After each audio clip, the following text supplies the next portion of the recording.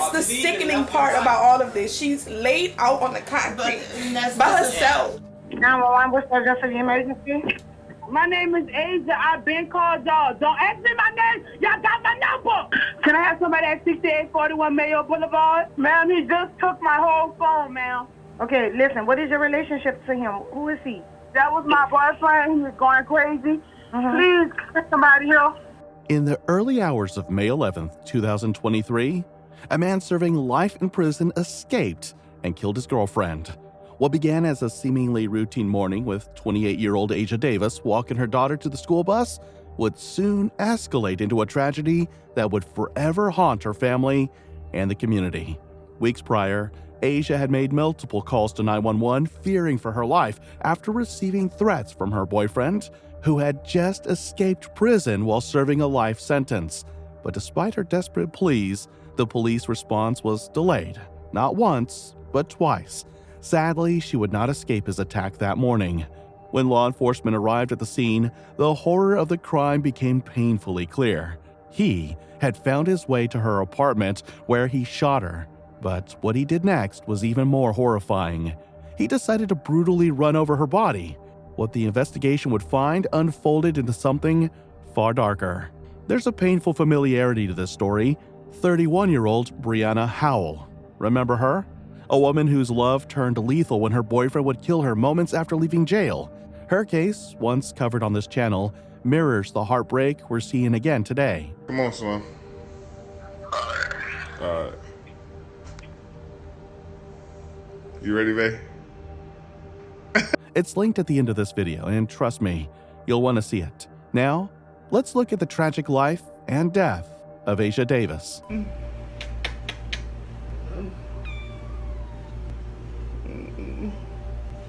You should see her. Oh, do you see them? That's how long her nails are, y'all. Like, do y'all see? Asia Davis was born and raised in New Orleans, Louisiana. A 28-year-old mother, she had a daughter, Miles Davis, who was just 5 years old. She was described by those who knew her as a vibrant, funny woman, always the life of the party. Friends and neighbors fondly recall how she could make anyone laugh, even while life got tough. Asia was more than just a fun-loving individual. She had dreams and aspirations. She worked hard to build a career in the healthcare field, becoming a certified nursing assistant, where she poured her heart into caring for the elderly. Her job was a true reflection of her compassionate nature, and it gave her a sense of fulfillment to be able to help others. Her co-workers often admired her work ethic, noting that she always was attentive and caring, making a difference in the lives of those she cared for. But beyond her work, she had something else. Asia was a dedicated mother. Her daughter, Miles, was the center of her world. Neighbors often saw her doting on her, making sure her daughter was well cared for. She was a great mom. Her home was always filled with laughter, as Asia made sure that Miles had the happiest and most stable childhood she could provide. Whether it was helping her with homework or spending time playing in the yard, Asia's love for her daughter was evident in every aspect of her life. Asia was also a woman of faith, regularly attending church where she found solace in her spiritual community. Her faith gave her strength during difficult times, and she often spoke about how much she cherished the peace she found there. She enjoyed being an active member of her church and loved helping out with community events. Her church family described her as someone who was always willing to lend a helping hand, making her loss feel even more profound to those who knew her. She'll make you mad, but then a couple of minutes later, you couldn't do nothing but laugh at her because she was she just was a comedian in her own right. She took great pride in how she presented herself. She was always dressed immaculately, her hair styled to perfection and accessories chosen with care. She was the type of woman who made an impression, and her warm smile could brighten even the darkest of days. Asia had an undeniable charm, and she had a way of making everyone feel special. However, despite the loving person she was, Asia's life took a turn when she became involved with a man who would eventually become her killer. While she had always been known for her ability to bring joy into the lives of others, her relationship with this man became an increasingly toxic force in her life. The details of their relationship would soon take a tragic and irreversible turn, changing everything she had worked so hard to build. Asia's boyfriend, Henry Talley Jr., was 44 years old at the time of her death. Henry had a troubled past, which seemed to have been overlooked by many. As a teenager, Henry was involved in a 1996 drive-by shooting that killed a 12-year-old boy. Though he was the driver and not the shooter, he was found guilty of the crime and sentenced to life without the possibility of parole. But his sentence would be reconsidered. A controversial ruling by the U.S. Supreme Court would consider Henry's life sentence. Due to recent rulings on juvenile brain science, life sentences for juveniles convicted of crimes were deemed too harsh, unless in cases of extreme violence. Henry's case was considered one of those eligible for a reevaluation, and in 2021, after serving 25 years, he was released from prison after pleading guilty to manslaughter and attempted murder.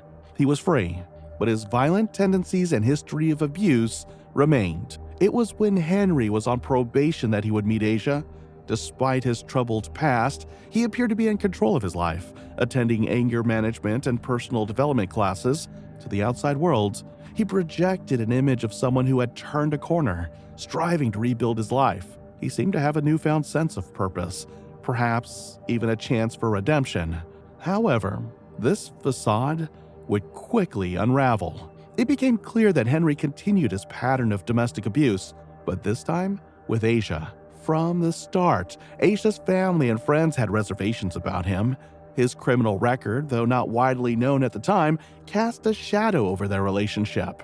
Asia's loved ones had noticed red flags early on. Her family, particularly her mother, had repeatedly warned her about the toxic nature of the relationship. They noticed how Asia's once outgoing, vibrant personality seemed to dim as she became more involved with Henry. Henry was often seen as controlling, manipulative, and aggressive. Asia's loved ones noticed the early signs of abusive behavior, but she kept her struggles to herself, unwilling to admit that her new relationship was echoing the dark patterns of the past. Soon, Henry's behavior became more erratic and violent. As the months went on, Henry would frequently isolate Asia from her friends and family, sowing distrust and planting seeds of fear in her. Despite her best efforts to keep the peace, Asia found herself trapped in an increasingly toxic situation. Henry's explosive temper and jealous tendencies would often manifest in fits of rage, leading to arguments that escalated quickly. Still, Asia tried to make it work, constantly believing that she could somehow fix the relationship, as so many women in abusive situations often do. The physical and emotional toll it took on her was evident, though she often tried to keep the struggles hidden from the world. But despite the growing tension, Asia remained hopeful that Henry would change. The reality, however, was far darker. The abuse intensified over time, and the once joyful woman who had a passion for life and a loving heart found herself slowly silenced by the man she thought she loved. Tragically, this toxic cycle would soon lead to a devastating and fatal conclusion, with Asia's life cut short in a way that no one could have predicted. On May 11, 2023, early that morning, Asia went through her daily routine like any other. She got her daughter ready for school, kissed her goodbye, and sent her off. It was an ordinary day, or so she thought, but sadly, it would be the last time her daughter would see her alive. Later that morning, Asia was shot multiple times by her boyfriend, Henry Talley Jr. Witnesses reported seeing the couple arguing outside an apartment complex. It was clear from their conversation that Asia was trying to end the relationship, but Henry accused her of infidelity. Asia was heard pleading, asking Henry if he was really going to do this to her. Moments later, gunshots rang out, and Asia fell to the ground, fatally wounded. But the horror didn't stop there. After shooting her, Henry proceeded to run her over twice with his gold SUV, ensuring that she would not survive. Witnesses were left horrified by the brutal nature of the attack. As Henry drove away from the scene, Asia's life was slipping away. Despite the initial shock, authorities began to gather information and speak to witnesses. The chilling details of what had transpired that morning began to unfold. Some neighbors who had seen the argument reported that Asia was visibly upset, trying to protect herself and get away from Henry. It became clear that this wasn't the first time violence had plagued their relationship. What added to the horror of the situation was the fact that Asia's daughter, who had been safely dropped off at school earlier that morning, would never know what happened to her mother. By the time the New Orleans Police Department, NOPD, responded to the shooting, it was too late to save Asia.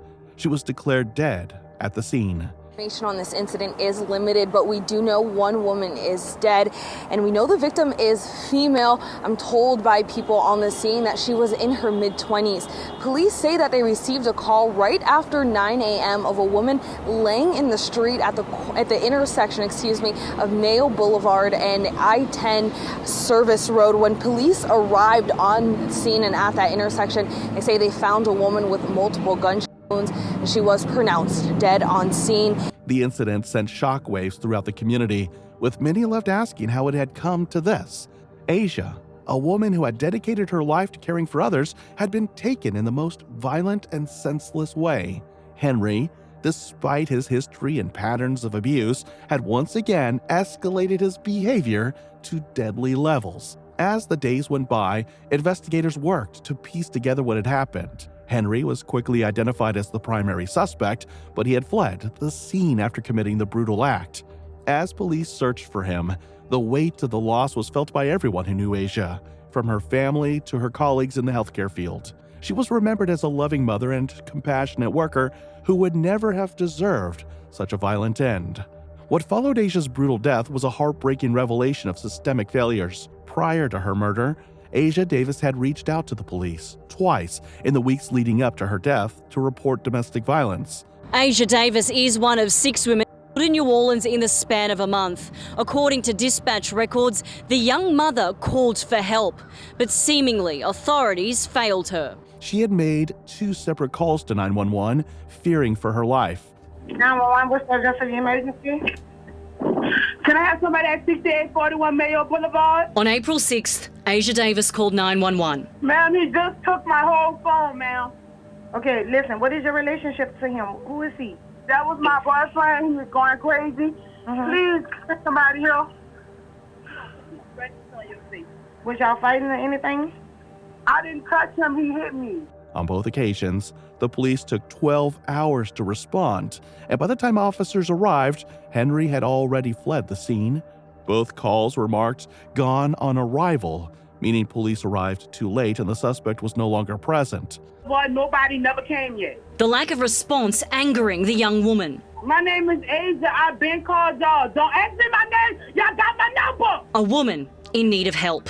Ma'am, is somebody coming soon? I had been reported this 2 hours ago. NOPD didn't arrive till 5 a.m. the next day. The system had failed Asia, not once, but twice. This delay in response would become a point of outrage for Asia's family, the community, and even the New Orleans City Council. Council President J.P. Morrell and others expressed concern over the lack of urgency in these cases. This woman reached out twice to the New Orleans Police Department through 911 and made complaints fearing for her life. Wondering why domestic violence calls weren't treated as a priority, the question lingered. Why did it take so long for the police to respond? And why did Asia have to die before something was done about it? As the investigation continued, the authorities began to uncover the chilling details. Henry Talley Jr. was no stranger to violence. His criminal history stretched back to 1996 when he was 17 years old. He was involved in a drive-by shooting that resulted in the tragic death of a 12-year-old boy. He was the driver, not the shooter, but he was still convicted and sentenced to life in prison. However, the U.S. Supreme Court ruled in the early 2000s that juveniles who were convicted of crimes and sentenced to life without parole should be given another chance at freedom. Based on recent developments in juvenile brain science, Talley, as one of the hundreds of juvenile lifers in Louisiana, was given the opportunity for a new sentence. In 2021, after serving 25 years, Henry was released from prison, but his violent tendencies didn't vanish. By May 2023, just 2 years after his release, Henry was back in a violent relationship with Asia Davis. His brutality continued as he violently abused her, escalating to the fatal shooting of Asia in the streets of New Orleans. It would take 6 days before Henry Talley Jr. was arrested for Asia's murder. A man accused of his ex-girlfriend in New Orleans is set to appear in court today. Henry Talley Jr. is facing multiple charges, including first-degree murder and stalking for allegedly killing Asia Davis back in May. Investigators say Talley forced her into his vehicle and then drove over her body as he got away. Prior to that, Davis called police twice to report Talley had threatened her. He pleaded not guilty to the charges. On May 17, 2023, Henry was taken into custody on the 2600 block of Governor Nichols Street. The charges against him included first-degree murder and a parole violation. He was booked into the New Orleans Justice Center, and his bond is set at $750,000. He currently remains in custody awaiting trial for first-degree murder. Despite the community's relief at his arrest, the real question remains. Why had it taken 6 days to apprehend him? Why did it take so long for justice to catch up with the man who had taken Asia's life? Asia Davis's death highlighted a much larger issue: domestic violence and the failure of authorities to respond adequately. Her family's tragic loss sparked renewed discussions about police response times and the systemic failures that continue to affect victims of abuse. You call the police over and over and over, the police never come. So it tears me up a lot of days. Asia's case was not an isolated incident, and her death became a rallying cry for those advocating for better treatment of domestic violence calls in New Orleans and across the nation. As it relates to the violent incidents in the past, I would say 24 hours in the city relative to women, what I will say is none of these acts are random at all. And what we have to understand that women also play a role in violent activity in our city. And so they will remain under active investigation. Council President J.P. Morrell, who had voiced concerns about the delayed police response, urged city officials to reform how domestic violence complaints are handled. He demanded that law enforcement prioritize the safety of victims and ensure that future calls for help didn't go unanswered. For us as a city to have victims and survivors take us seriously, we don't prioritize their safety by thinking a 12-hour response on 2 complaints of domestic violence is acceptable. The conversation shifted from simply placing blame to taking action to ensure no one else would suffer, as Asia had. That's what we see in this case regarding Miss Davis. She's dead now. She's dead. The public outcry was echoed by many community leaders, activists, and members of the public who had been touched by Asia's story. The tragedy became a symbol of how far the system still had to go in protecting victims of domestic violence. Through vigils, protests, and community support, people across New Orleans began demanding change. In the aftermath of Asia's murder, her family and loved ones rallied together, determined to honor her legacy. They began working closely with organizations like the National Domestic Violence Hotline, offering their voices to raise awareness about the dangers of domestic violence and the urgent need for change in how such cases are handled. The tragic death of Asia Davis was not just a personal loss for her family, but a wake-up call to the city of New Orleans and to the broader community.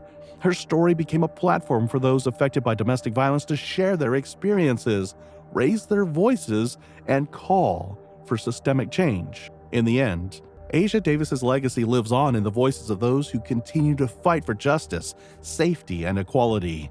Her story is a reminder that we must do more to protect those at risk of domestic violence, and it urges us all to take action before another life is needlessly lost. My thoughts and prayers go out to Asia's family and loved ones. We will continue to fight for a world where no one has to suffer, as she did. What do you think about it? Let us know in the comments below, and if you found this story intriguing, please like, share, and don't forget to subscribe for more stories like this.